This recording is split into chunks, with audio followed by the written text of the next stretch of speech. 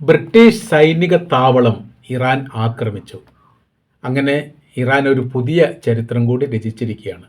യുദ്ധമുഖത്തേക്ക് ബ്രിട്ടനെയും കൂടി ഉൾപ്പെടുത്തുന്ന രീതിയിലുള്ള സംവിധാനം വിപുലമാക്കിയിരിക്കുന്നു എന്ന തരത്തിലാണ് നമ്മൾക്കിപ്പോൾ ഈ വിഷയമായിട്ട് ബന്ധപ്പെട്ട് മനസ്സിലാക്കാൻ വേണ്ടി പറ്റുന്നത്. ഡീഗോ ഗാർസിയ എന്ന് പറയുന്ന ബ്രിട്ടൻ്റെ അധീനതയിലുള്ള എയർബേസ് കേന്ദ്രീകരിച്ചുകൊണ്ടാണ് ഇറാൻ ആക്രമണം നടത്തിയത്. 2 ബാലിസ്റ്റിക് മിസൈൽ ആക്രമണം നടത്തിയെന്നും ഒന്ന് പ്രതിരോധിക്കാൻ സാധിച്ചു എന്ന് പറയുന്നു.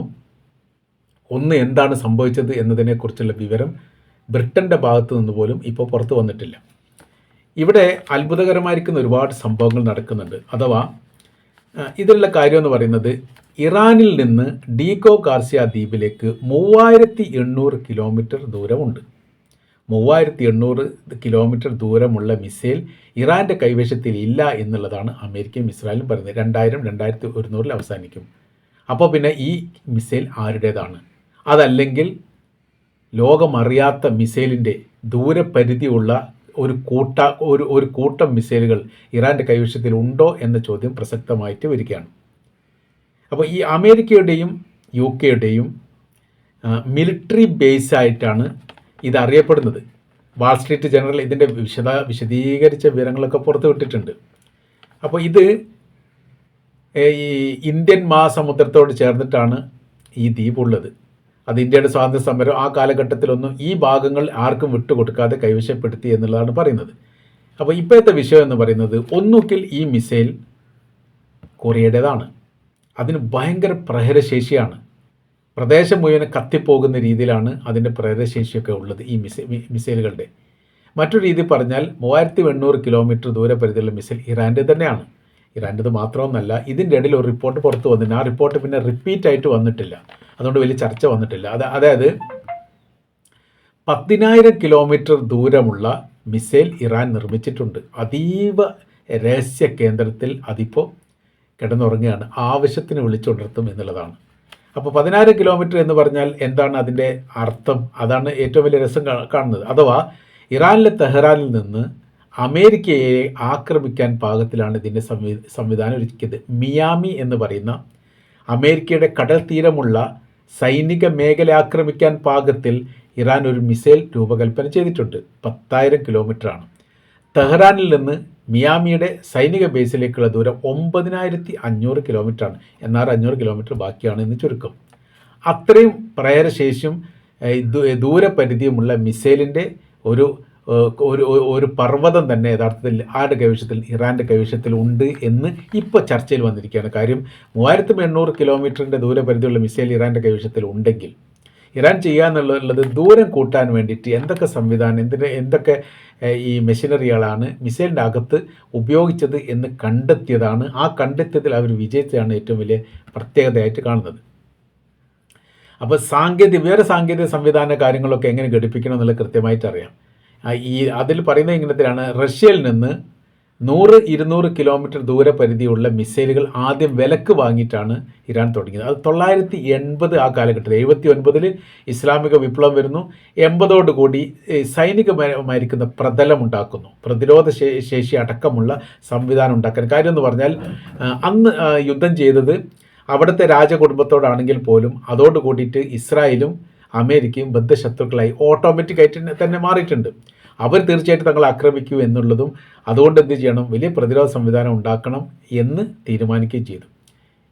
ഇറാഖ് യുദ്ധം തുടങ്ങുന്നത് 980-ലാണ്. ഇസ്ലാമിക വിപ്ലവം നടക്കുന്നത് 79-ലാണ്. അപ്പോൾ ഒരു ഗവൺമെൻറ്റിൻ്റേതായിരിക്കുന്ന ഒരു പ്രതലമുണ്ടാക്കി അതിൻ്റേതായിരിക്കുന്ന ഒരു ക്രോഡീകരണം ഉണ്ടാക്കാൻ സാധിക്കുന്നതിന് മുമ്പ് തന്നെ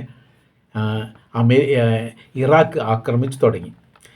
ഇറാഖ് ആക്രമിച്ചെന്ന് മാത്രമല്ല, ഇറാഖിനോടൊപ്പം അമേരിക്ക ചേർന്നു. അമേരിക്കയാണ് ഇറാഖിനെ സഹായിച്ചത്. അവരാണ് യുദ്ധം തുടങ്ങിയത്, ആക്രമിച്ചു കൊണ്ടിരുന്നു. അപ്പോൾ ഇറാൻ ഓട്ടോമാറ്റിക്കായിട്ട് അന്ന് തന്നെ സോവിയറ്റ് യൂണിയനുമായിട്ട് നല്ല ബന്ധമാണ്, അവരുടെ സഹായം തേടി. അവരിൽ നിന്നാണ് ഈ സാങ്കേതിക വിദ്യ ഇറാൻ പഠിക്കുന്നത്.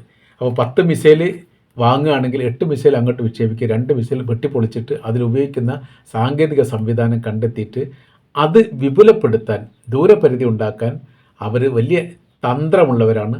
ആ തന്ത്രം 100 കിലോമീറ്ററിൽ നിന്ന് ഇപ്പോൾ 10,000 കിലോമീറ്റർ എത്തിയിരിക്കുന്നു എന്നാണ് അനുമാനം. കാര്യം ഒരു രാജ്യത്തിൻ്റെ പൂർണ്ണമായിരിക്കുന്ന രഹസ്യ കാര്യങ്ങളൊന്നും അറിയാൻ വേണ്ടി സാധിക്കുന്നില്ല. അമേരിക്കക്ക് അറിയുന്നില്ല, ഇസ്രായേലിന് ലോകത്തിനൊന്നും അറിയുന്നില്ല. എന്താണ് ഇറാൻ അത്ഭുതം, ഇറാൻ്റെ അത്ഭുത സംഭവങ്ങൾ എന്താണ് എന്നതിനെക്കുറിച്ച് ലോകം ഇപ്പോൾ ആകാംക്ഷയോട് കൂടി കേട്ടുകൊണ്ടിരിക്കുകയാണ്. ഒരു പൗരാണിക കാലത്തുള്ള കഥകൾ പോലെയാണ് ഇറാൻ്റെ കഥകൾ കേൾക്കാൻ വേണ്ടിയിട്ട് എല്ലാവർക്കും വലിയ ജിജ്ഞാസയാണ്. ഇറാനെക്കുറിച്ച് പരാമർശിക്കാത്ത ഒരു പത്രവും ഈ അടുത്ത കാലത്തൊന്നും പുറത്തിറങ്ങിയിട്ടില്ല, മീഡിയകളും അങ്ങനെ തന്നെയാണ്.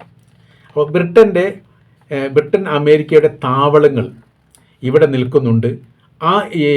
നിൽക്കുന്നുണ്ടെന്ന് മാത്രമല്ല, മണിക്കൂറുകൾ, അതായത് ഈ ബ്രിട്ടൻ അമേരിക്കക്ക് താവളങ്ങൾ വിട്ടു നൽകി. അതാണ് ആരംഭം കൊടുക്കുന്നത്. എങ്ങനെയാണ്? ഒരു കരാർ പത്രപ്രകാരമാണ് വിട്ടു നൽകിയിട്ട് ഏകദേശം 1 മണിക്കൂർ കഴിയുന്നതിന് മുമ്പേ ഇറാൻ ആക്രമിച്ചു. അപ്പോൾ ഈ വിട്ടു നൽകി എന്നുള്ള വ്യവസ്ഥ, ഈ കാര്യങ്ങളൊക്കെ പത്രത്തിലോ മീഡിയയിലോ റിപ്പോർട്ട് വരുന്നതിന് മുമ്പ് ഇറാൻ അറിഞ്ഞിട്ടുണ്ട് എന്നാണ് അനുമാനം. അപ്പോൾ തന്നെ ആക്രമണം അയച്ചു വിട്ടു. ഇതിനു മുൻപ് സൈപ്രസിനെ കേന്ദ്രീകരിച്ചുകൊണ്ട് ഇറാൻ ഒരു ആക്രമണം നടത്തിയിരുന്നു. സൈപ്രസിനെ കേന്ദ്രീകരിച്ചുകൊണ്ട് ആക്രമണം നടത്താൻ ആ മേഖല അമേരിക്കയ്ക്ക് വിട്ടുകൊടുക്കാൻ വേണ്ടി തീരുമാനിച്ചു. റാഫ് അക്രോട്ടിരി, ഈ മേഖലയാണ് അക്രോട്ടിരി. സൈപ്രസിൽ അക്രോട്ടിരി എന്ന് പറയുന്ന സ്ഥലത്താണ് ഈ സംഭവം ഉള്ളത്. അവിടേക്ക് ഡ്രോൺ ആക്രമണം നടത്തി. മാർച്ച് 2-നാണ്. മാർച്ച് 2-ന് നടത്തിയതിന് ശേഷം പിന്നീട് ബ്രിട്ടൻ ഒരു ആഹ്വാനം ചെയ്തു, അല്ലെങ്കിൽ ഒരു നിലപാട് മുന്നോട്ട് പറഞ്ഞു, ഞങ്ങൾ ഇനി അമേരിക്കയ്ക്ക് സൈനിക താവളം വിട്ടുകൊടുക്കുന്നില്ല, ഞങ്ങൾ ഇറാനുമായിട്ട് യുദ്ധത്തിനില്ല എന്ന് പറഞ്ഞിട്ട് വല്ലാതൊന്നും കഴിയുന്നതിന് മുമ്പ് തന്നെയാണ് ഇപ്പോൾ ഡീഗോ ഗാർസിയ ദ്വീപ് വിട്ടുകൊടുത്തായിരിക്കുന്ന പ്രഖ്യാപനം നടത്തുന്നത്. നമുക്കതിൻ്റെ ചരിത്രം നോക്കാം. ഡീഗോ ഗാർസിയ ദ്വീപുമായിട്ട് ബന്ധപ്പെട്ട് എങ്ങനെയാണെന്നുള്ളത്. ഇന്ത്യൻ മഹാസമുദ്രത്തിൻ്റെ ഭാഗമായിട്ടുള്ള, ഇന്ത്യൻ മഹാസമുദ്രത്തിനോട് ചേർന്നിട്ടാണ് ഈ ദ്വീപ് സമുച്ചയങ്ങളുള്ളത്. ചാഗോസ് ദ്വീപ് സമൂഹത്തിൻ്റെ ഭാഗമാണ് ഡീഗോ ഗാർസിയ ദ്വീപ് എന്ന് പറയുന്നത്. ഇന്ത്യയുടെ തെക്ക് പടിഞ്ഞാറ് ഭാഗത്തും ശ്രീലങ്കയുടെയും മാലിദ്വീപിൻ്റെയും തെക്ക് ഭാഗത്തുമായിട്ട് സ്ഥിതി ചെയ്യുന്നു. ഇത് British Indian ocean territory BIOT എന്ന പേരിലാണ് UK നിയന്ത്രണത്തിൽ നിലവിലുള്ളത്.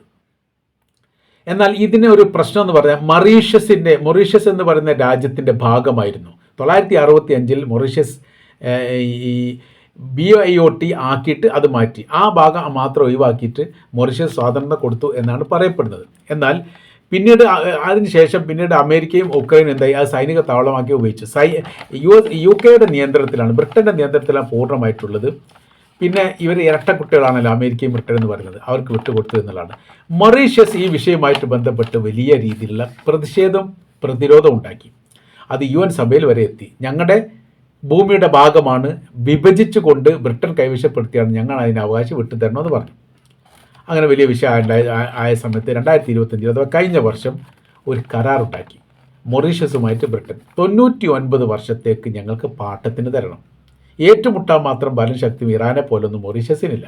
അത് പാലിച്ചിട്ടില്ലെങ്കിൽ പിന്നെ അതിൻ്റേതായിരിക്കുന്ന പ്രയാസങ്ങൾ ഉണ്ടാകുമെന്ന് മനസ്സിലാക്കിയതിൻ്റെ അടിസ്ഥാനത്തിൽ ഒരു കരാർ വ്യവസ്ഥ ഉണ്ടാക്കി. അങ്ങനെയാണ് യഥാർത്ഥത്തിൽ മൊറീഷ്യസിൻ്റെ ഭാഗമായിരിക്കുന്ന ഡീഗോ ഗാർസിയ എന്ന് പറയുന്ന ദ്വീപ് ഇപ്പോൾ 150 വർഷത്തിൻ്റെ പാട്ടത്തിന് ബ്രിട്ടൻ്റെ കൈവശത്തിൽ. 99 വർഷം എന്ന് പറയുന്ന സമയത്ത് പിന്നെ ലോകാവസാനം വരെയാണ്. അത്രയും കാലമൊന്നും ഒരു പക്ഷേ ലോകം ഉണ്ടായിക്കൊള്ളണമെന്നില്ല. അപ്പോൾ അതൊക്കെ മുൻകൂട്ടി കണ്ടുകൊണ്ടാണ് ഇവർ തയ്യാറാക്കുക എന്നുള്ളത്. ഒന്നുകിൽ 99 വർഷം, അതല്ലെങ്കിൽ 150 വർഷം, അല്ലെങ്കിൽ 183 വർഷം, അങ്ങനെയൊക്കെയാണ് കരാർ വ്യവസ്ഥ ഉണ്ടാകുന്നത്.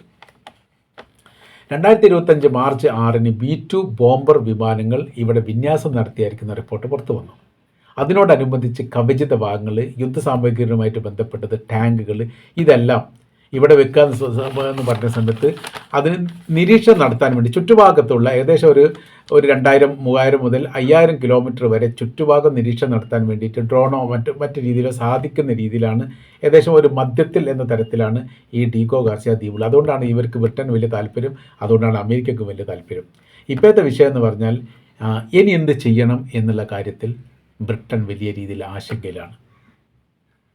കാര്യം ഇവിടെ ഇപ്പോൾ ഈ മേഖലയിൽ വെച്ച് ഇനിയൊരു ആക്രമണം നടന്നാൽ, അതാണ് ബ്രിട്ടൻ ഇപ്പോൾ കണക്ക് കൂട്ടുന്നത്, ഇറാൻ്റെ സ്വഭാവം വെച്ച് എന്ത് ചെയ്യും, അറേബ്യൻ രാജ്യങ്ങളിലുള്ള ബ്രിട്ടൻ്റെ എംബസി ആക്രമിക്കും. എംബസിയും കോൺസുലേറ്റും ആക്രമിക്കപ്പെട്ട് കഴിഞ്ഞാൽ ഇപ്പോൾ അമേരിക്കയുടെ പൗരന്മാരും അമേരിക്കയുടെ ഉദ്യോഗസ്ഥരും അറേബ്യൻ രാജ്യത്ത് നടക്കുന്ന അതേ സ്ഥിതിയിൽ ഒരു ഗതിയും പരഗതിയും ഇല്ലാത്തൊരവസ്ഥയിലേക്ക് മാറും. ആ രീതി ഒഴിവാക്കണം എന്ന് ബ്രിട്ടന് താല്പര്യമുണ്ട്. കാര്യം എന്ന് പറഞ്ഞാൽ അമേരിക്കയുടെ പൗരന്മാർക്ക് ഗൾഫ് രാജ്യങ്ങളിൽ ഇറങ്ങി നടക്കാൻ പറ്റാത്ത സ്ഥിതി ഉണ്ടായിരിക്കുന്നു. ലോകത്തിൽ ഏറ്റവും വില കൂടിയ പൗരന്മാർ തൻ്റെ രാജ്യത്തിലെ പൗരന്മാരാണെന്ന് മുമ്പ് ജോർജ് ബുഷ് പറഞ്ഞിരുന്നു. അപ്പോൾ അവർക്കുള്ള ശമ്പളം, ഒരേ ജോലി അമേരിക്കക്കാരും നമ്മൾ എടുക്കുകയാണെങ്കിൽ, ഗൾഫ് രാജ്യത്തൊക്കെ എടുക്കുകയാണെങ്കിൽ അവരുടെ ശമ്പളം നമ്മുടെ ശമ്പളത്തിനേക്കാൾ ഏകദേശം 15 ഇരട്ടി കൂടുതലായിരിക്കും. അതെന്തുകൊണ്ട്, ഇനി ഇൻഷുറൻസ് പോളിസി ആണെങ്കിൽ ഒരു സാധാരണക്കാരായിരിക്കുന്ന ഒരാൾക്കാർ, ഒരു അജ്നബി ആയിരിക്കുന്ന ഒരാൾ മരണപ്പെട്ട് കഴിഞ്ഞാൽ അവർക്ക് കിട്ടുന്നതിൻ്റെ 10, 15, 20 മടങ്ങായിരിക്കും ഒരു അമേരിക്കക്കാരനും മരണപ്പെട്ട് കഴിഞ്ഞാൽ ഇൻഷുറൻസ് പോളിസിയായിട്ട്, ഇൻഷുറൻസ് ആയിട്ട് ബന്ധപ്പെട്ടവർക്ക് കിട്ടുന്നത്. അപ്പോൾ ലോകത്തിൽ 1-ാം നമ്പർ പൗരന്മാരാണ്. ആ 1-ാം നമ്പർ പൗരന്മാർക്ക് ഏറ്റവും സുരക്ഷിതമുള്ള ഇടങ്ങളും താവളങ്ങളുമാണ് അറബ് രാജ്യങ്ങൾ. എന്നാൽ ഇപ്പോൾ അവരുടെ ഈ അമേരിക്കൻ പൗരത്വം പറഞ്ഞുകൊണ്ട് ഇറങ്ങി നടക്കാൻ പറ്റാത്തൊരു സ്ഥിതിയിലേക്ക് കാര്യങ്ങൾ പോയിരിക്കുന്നു എന്ന് പറഞ്ഞാൽ വലിയ നിരാശ അമേരിക്കക്കുണ്ട് എന്നുള്ള ചുരുക്കം. ഇപ്പോൾ ബ്രിട്ടനും അതേ അവസ്ഥയിൽ വന്നിരിക്കുകയാണ്. ഡീഗോ ഗാർസിയ ദ്വീപിൽ നിന്ന് ഇനിയൊരു അമേരിക്കയ്ക്ക് ഒരു ബേസ് അനുവദിക്കുന്ന കരാർ വ്യവസ്ഥ റദ്ദ് ചെയ്യാൻ സാധ്യതയുണ്ട് എന്ന് രാഷ്ട്രീയ നിരീക്ഷകർ വിലയിരുത്തുന്ന കാര്യം എന്ന് പറഞ്ഞാൽ അറേബ്യൻ രാജ്യങ്ങൾ കേന്ദ്രീകരിച്ചുകൊണ്ടുള്ള ബ്രിട്ടൻ്റെ സകല മേഖലയും തകർക്കപ്പെടും, എംബസിയും കോൺസുലേറ്റും ഇല്ലാതാവും. ഇപ്പോൾ തന്നെ കഴിഞ്ഞ ദിവസമാണ് ഇറാഖിലുള്ള അമേരിക്കയുടെ എംബസി അപ്പാടെ കത്തിച്ചു. 2-3 മിസൈലായിട്ട് പോയതേ ഉള്ളൂ. ഒരു മിസൈലിനുള്ളിലേക്ക് കയറി പൊട്ടിത്തെറിച്ചു. ഇല്ലാത്ത രീതിയിൽ വന്നു. ഈ ഒരു അവസ്ഥ ബ്രിട്ടൻ ഉണ്ടാകുമോ എന്ന് അവർ ഭയപ്പെടുന്നു എന്നുകൂടി ഈ ഡീഗോ ഗാർസിയ വിഷയവുമായിട്ട് ബന്ധപ്പെട്ട് നമ്മൾക്ക് മനസ്സിലാക്കാൻ വേണ്ടിയിട്ട് സാധിക്കുകയാണ്.